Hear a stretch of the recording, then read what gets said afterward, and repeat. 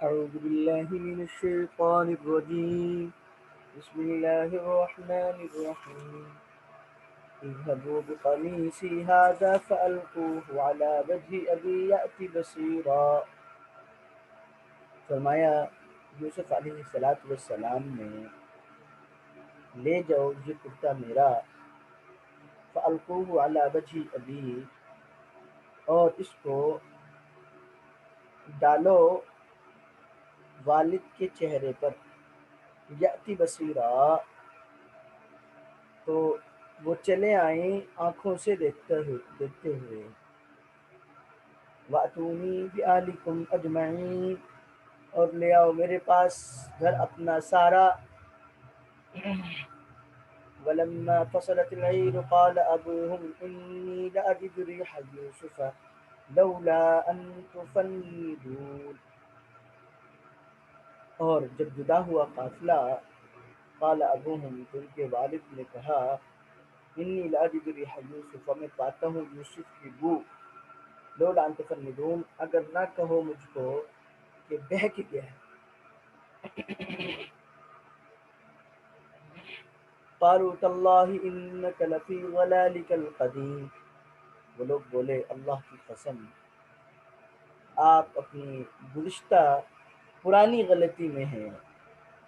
فلما ان جاء البشیر القاہ علی وجہہ فارتد بصیرا، جب پہنچا خبری والا، القاہ علی وجہہ، تو اس نے ڈالا وہ کرتا اس کے منہ پر، فرتد بصیرا، جی پھر لوٹ کر ہو گیا دیکھنے والا. قال لم اقل لکم، یعقوب علیہ الصلوۃ والسلام بولے، نہیں کہا تھا کیا میں نے نہیں کہا تھا تم کو، انی اعلم من اللہ ما لا تعلمون، کہ میں جانتا ہوں اللہ کی طرف سے جو تم نہیں جانتے.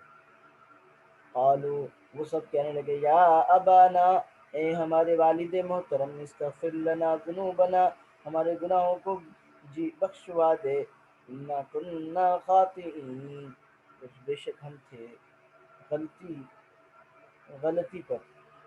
قال سوف استغفر لکم ربی، یعقوب علیہ السلام نے کہا کہ میں بخشواؤں گا تم کو اپنے رب سے، انہ هو الغفور الرحیم، بے شک وہی بخشنے والا مہربان ہے.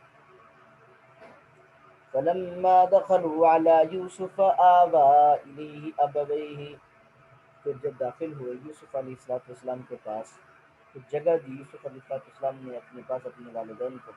وقال ادخلوا مصر ان شاء اللہ آمنین، اور کہا داخل ہو مصر میں اللہ نے چاہا تو اطمینان سے.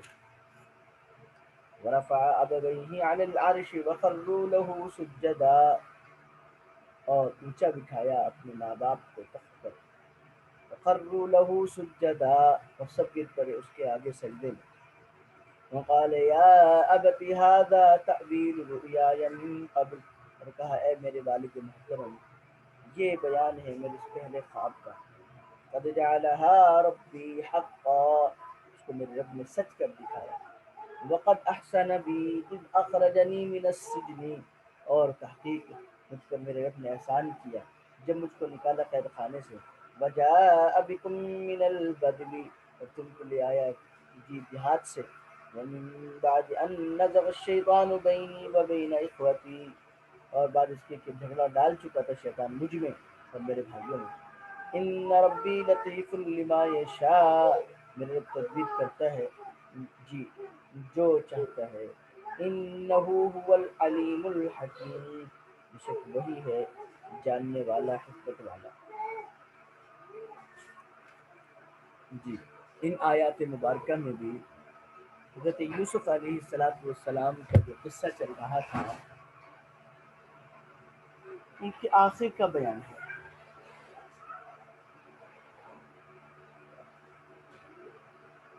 کہ جب یوسف علیہ السلام نے اپنے بھائیوں کے سامنے واضح کر دیا کہ میں ہی یوسف ہوں،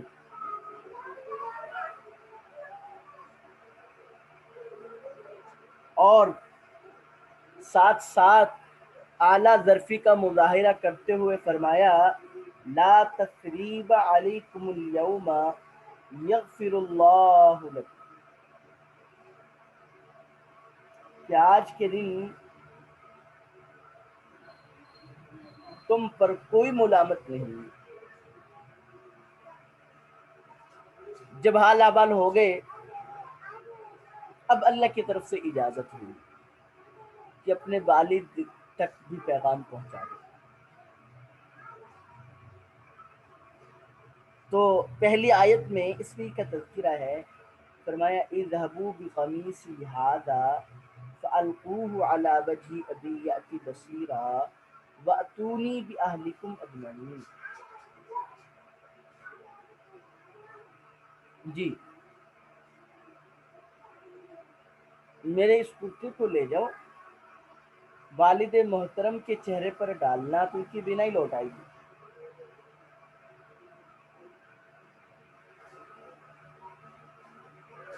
اب ظاہر سی بات ہے کہ کرتے میں کسی بھی کرتے میں کوئی ذاتی خاصیت تو نہیں ہو سکتی اس طرح کی، اس کو چہرے پہ ڈالا جائے تو بنا ہی لوٹ آئے۔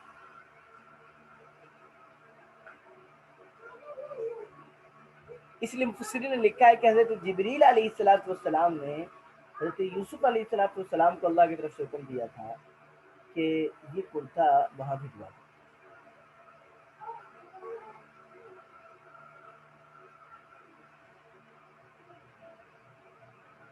بات سمجھ میں آ گئی؟ اور حضرت مجدد الفسانی رحمۃ اللہ علیہ فرماتے ہیں، یہاں ایک نقطہ بیان کرتے ہیں، فرماتے ہیں در حقیقت یوسف علیہ السلام کا جو وجود تھا وہ بھی دنیاوی چیزوں میں سے نہیں تھا، یعنی آپ کا حسن اور آپ کا وجود جنت کی چیزوں میں سے تھا۔ تو اب جو بھی آپ کے وجود کے ساتھ چیز لگتی، جو بھی کرتا ہوتا، اس میں خاصیت ہونا کوئی بعید نہیں۔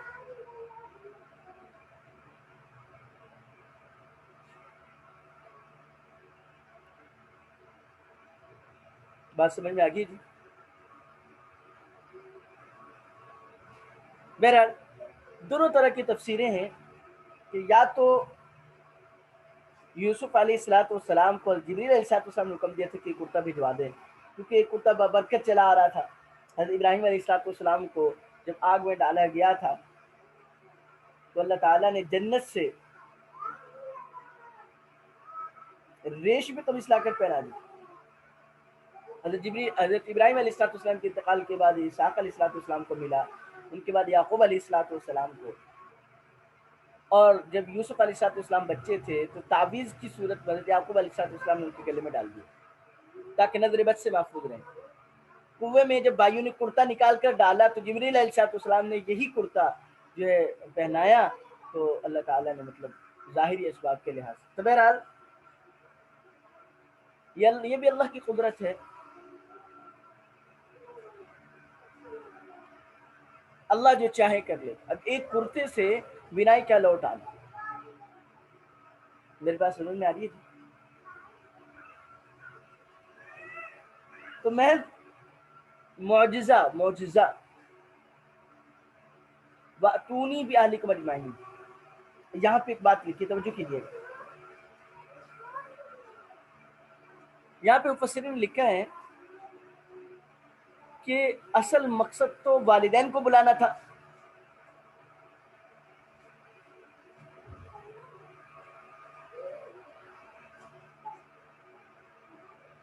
لیکن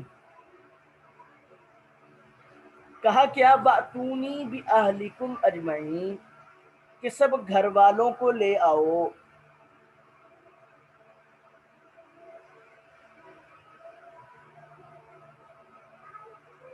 فرمائے اس میں ادب کا خیال کیا کہ ادب کے تقاضے کو پورا کیا کہ والد کو یوں کہنا کہ میرے والد کو لے آؤ، یا ادب کے خلاف۔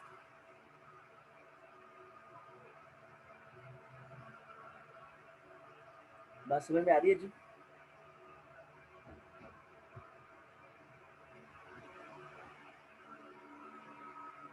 جی بات سمجھ میں آ رہی ہے سب کو؟ بتلائیے گا ذرا۔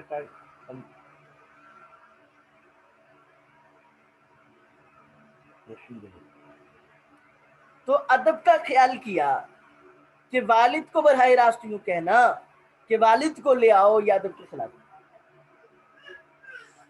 ولما فصلت العير قال ابوهم اني لا اجد ريح يوسف لولا ان تفندون. اب کیا ہوا؟ قافلہ چل پڑا. اب اللہ کی قدرت دیکھیں، ادھر سے مصر سے قافلہ نکلا ہے، ادھر سے یعقوب علیہ السلام تک اس قافلے کی یعنی اس کرتے کی خوشبو پہنچی، جبکہ فاصلہ کتنا تھا؟ ابن عباس رضی اللہ تعالیٰ کی روایت کے مطابق 8 دن کی مسافت تھا. حضرت حسن رضی اللہ تعالیٰ عنہ کی روایت کے موافق 250 میل کا.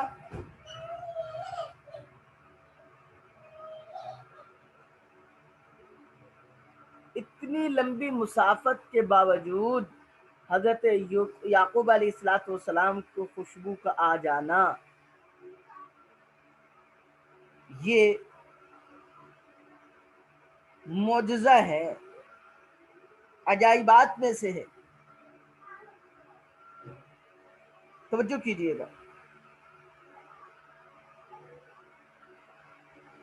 جب یوسف علیہ السلام کنعان ہی کے ایک کنویں میں 3 دن تک پڑے رہے، اس وقت یہ خوشبو محسوس نہیں ہوئی، اور اب 8 دن کی مسافت پر 250 میل کی مسافت پر قافلہ چلا ہے تو خوشبو ان تک پہنچ گئی.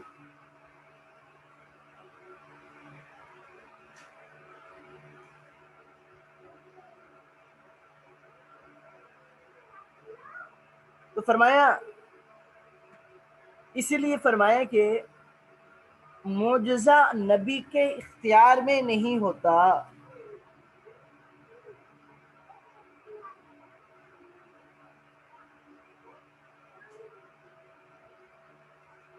اللہ ظاہر کروانا چاہے تو 8 دن کی مسافت 250 میل کی مسافت پر ظاہر کروا دے، اور نہ ظاہر کروانا چاہیں تو قریب ایک کنویں میں 3 دن تک یوسف رہیں تو خوشبو نہ.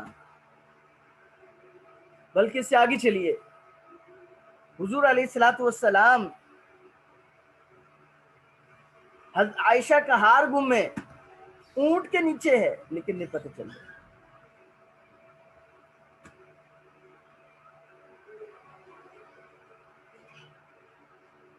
بات سمجھ میں آ رہی تھی؟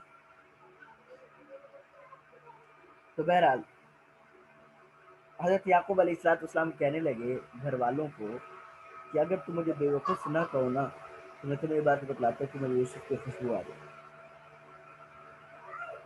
تو سب کہنے لگے بے وقوف، آپ تو اتنے عرصے سے پرانی باتوں میں لگے ہوئے ہیں، یعنی آپ کا ذہن، جیسے ہمارے یہاں کہا جاتا ہے نا، آپ کا ذہن ہلا ہوا ہے، بس یہی بات آپ کی چلتی رہتی کہ یوسف زندہ ہی ملیں گے، یوسف زندہ ملیں. وہ تو ختم ہو گیا، قصہ ختم ہو گیا وہ. اچھا، اب کہتے ہیں فلما انجام خوشخبری سے لینے والا کون تھا؟ اس کے بارے میں پس نے لکھا ہے کہ یہ وہ یہودا تھا جو جھوٹا خون لے کر کرتے میں لے کر آیا تھا جب یوسف علیہ السلام کو بھیڑیے کھائے جانے کا بہانہ بنایا تھا.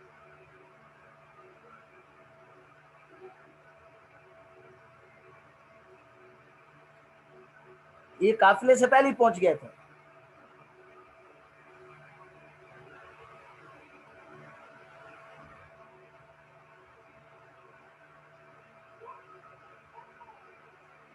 اللہ اکبر، اللہ کی قدرت جب وہ پہنچا ہے. فرتد بصیرا، یعقوب علیہ السلام کے منہ پر قمیص ڈالی، ان کے بینائی لوٹا. قال الم اقل لكم انی اعلم من اللہ ما لا تعلمون. اس وقت یعقوب علیہ السلام نے کہا کہ میں نے تمہیں کہا تھا کہ جو میں جانتا ہوں تم نہیں جانتے.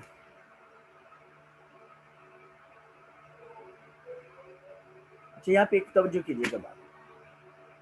ہمارا مزاج جو ہے وہ یہ ہے کہ ہم اپنی اولاد کی دنیاوی ترقی سے خوش ہوتے ہیں. اگر دنیاوی ترقی نہیں ہے تو پریشان ہوتے ہیں۔ توجہ کیجیے گا، نبی کا مزاج دیکھیں، نبی نے دنیاوی ترقی سے خوشی محسوس نہیں کی۔ تو بعض مفسرین نے لکھا ہے کہ یعقوب علیہ السلام نے پوچھا کہ یوسف کس حال میں؟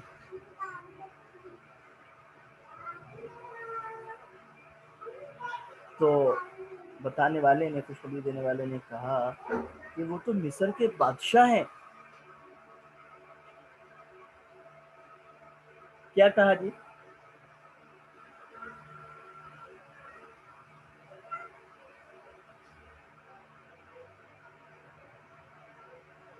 جی بتلائیے کیا جواب دیا ہے خوشخبری دینے والے نے؟ تو یعقوب علیہ السلام نے کہا بادشاہ ہے تو میں کیا کروں، مجھے یہ بات بتاؤ کہ کس مذہب پر ہیں۔ تو خوشخبری دینے والے نے کہا کہ دین برحق پر، اسلام پر۔ تو فرمایا اب نعمت کامل ہو گئی، اب نعمت کامل ہو گئی۔ یعنی نظر، نبی کی نظر دیکھیں کہ کہیں ہدایت سے تو نہیں ہٹ گئے، حالانکہ بادشاہ کا سن کے خوش ہوتے۔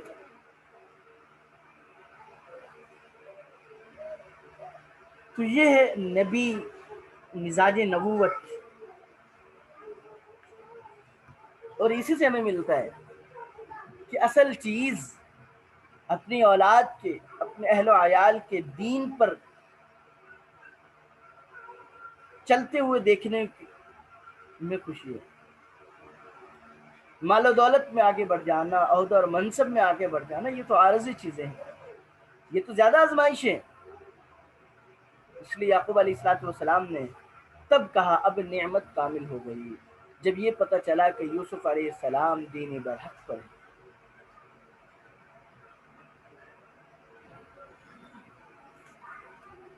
چنانچہ یوسف علیہ السلام کے پاس یہ قافلہ پہنچا۔ قافلے میں کتنے افراد تھے؟ مفسرین نے لکھا ہے کہ جو ہے نا، یعنی مطلب تقریباً 300 سے کچھ زیادہ کا عدد لکھا ہے۔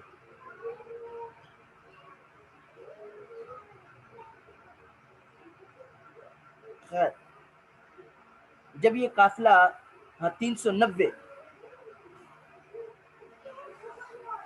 علامہ نبوی رحمۃ اللہ علیہ نے لکھا ہے کہ یوسف علیہ السلام نے قاصد کے ساتھ 200 اونٹنیاں اور سامان بھی بھیجا تھا بکثرت، تاکہ پورے گھر کو، پورے خاندان کو آنے میں آسانی ہو۔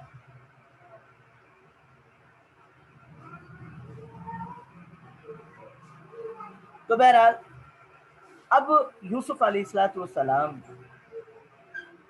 4000 فوج کے ساتھ استقبال کے لیے روانہ ہوئے۔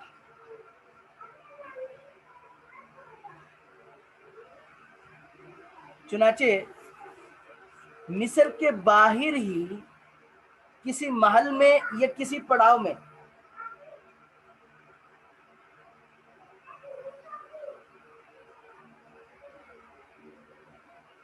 یوسف علیہ السلام کی اور یعقوب علیہ السلام کی ملاقات ہوئی۔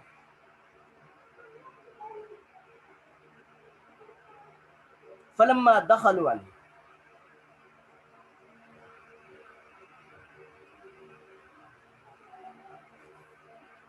بات سمجھ میں آ گئی جی؟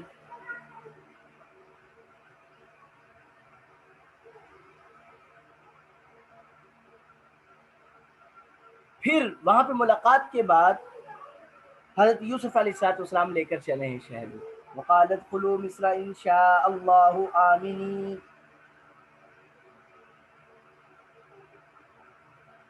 یوسف علیہ السلام نے سب سے فرمایا کہ مصر میں امن کے ساتھ، بغیر کسی خوف کے داخل ہو۔ یہاں پہ پھر ایک بات ہے، یعقوب علیہ السلام اللہ کے پیغمبر ہیں، لیکن اولاد کے ساتھ کس طرح شفقت کا معاملہ فرمایا۔ اب اولاد نے اقرار کر لیا، قالوا یا ابانا استغفر لنا ذنوبنا انا كنا خاطئین، اے ہمارے ابا جان، ہمارے گناہوں کے لیے ہماری بخشش طلب کروا دے کہ ہمیں اللہ بخش دے۔ قال سوف استغفر لكم ربی، تو یعقوب علیہ السلام نے کہا کہ میں قریب تمہارے لیے اللہ تعالیٰ سے معافی کی دعا کروں.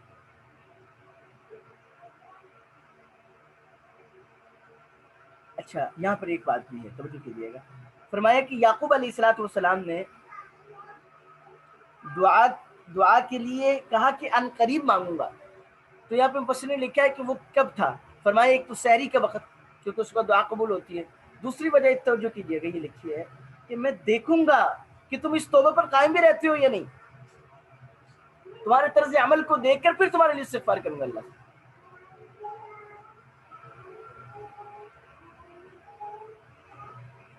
جی چنانچہ یعقوب علیہ السلام اور پورا گھر خاندان حضرت یوسف علیہ السلام کی دعوت پر مصر میں تشریف لے. اللہ اکبر. اپنے والدین کو بٹھایا تخت پر. پھر اللہ نے اس خواب کی تعبیر پوری کروائی کہ والدین اور بھائی وہ سب کے سب حضرت یوسف علیہ السلام کے سامنے جھک گئے. ایک تصویر. دوسرا سجدہ تعظیمی کیا جو کہ اس امت میں جائز تھا.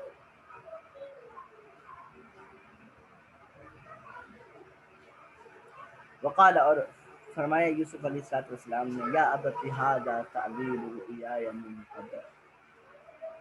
اے میرے پیارے ابا جان یہ ہے میرے اس خواب کی تعبیر. اب اندازہ لگے، توجہ کیجیے گا. 40 سال لگے ہیں، 40 سال خواب کی تعبیر کی پوری.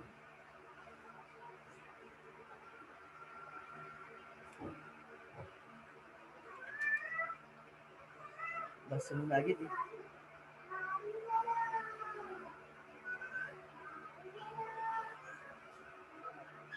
اور پھر اتنے مصائب، اتنی طویل مفارقت،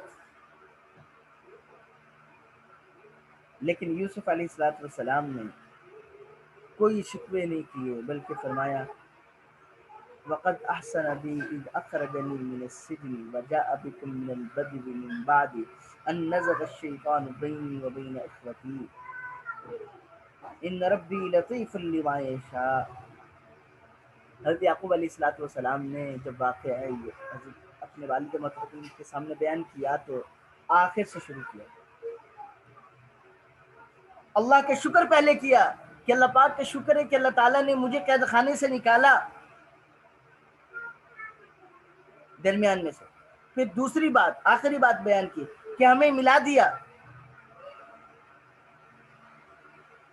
جبکہ شیطان نے ہمیں دور کر دیا تھا.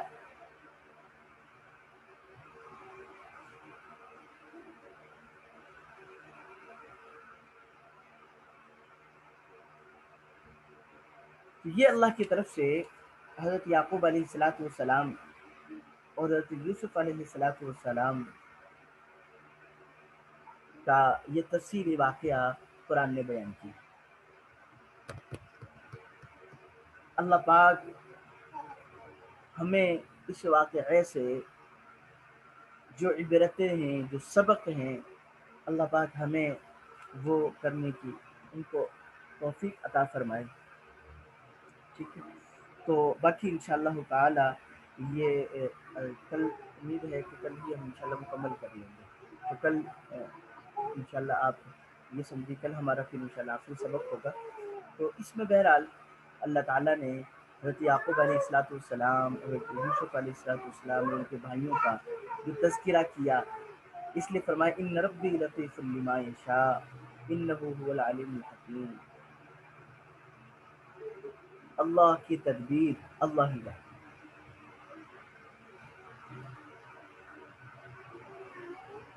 جی اللہ ہی جانتا کیسے کیسے اللہ نے تدبیر. اور ادھر دیکھیے توجہ کیجیے گا، ہر انسان اپنی ذات میں ایک جہان ہے.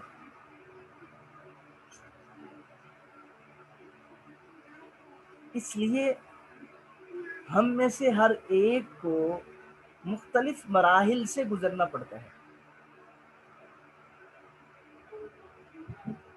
یہ واقعات، قرآنی واقعات ہمارے لیے مختلف زندگی کے لمحات میں مختلف انداز سے رہنمائی کرتے ہیں. اب آگے ہمارا فرض بنتا ہے کہ ہم اس رہنمائی کو اچھے انداز میں لیں اور اللہ پاک کا قرب حاصل کریں.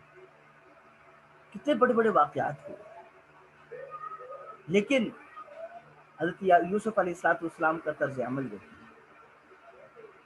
حضرت یعقوب علیہ السلاۃ والسلام کا اپنی اولاد کے ساتھ طرز عمل دیکھیں.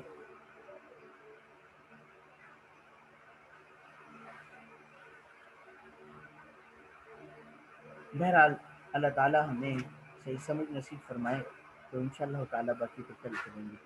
دعا میں یاد رکھیے گا. السلام علیکم ورحمۃ اللہ وبرکاتہ.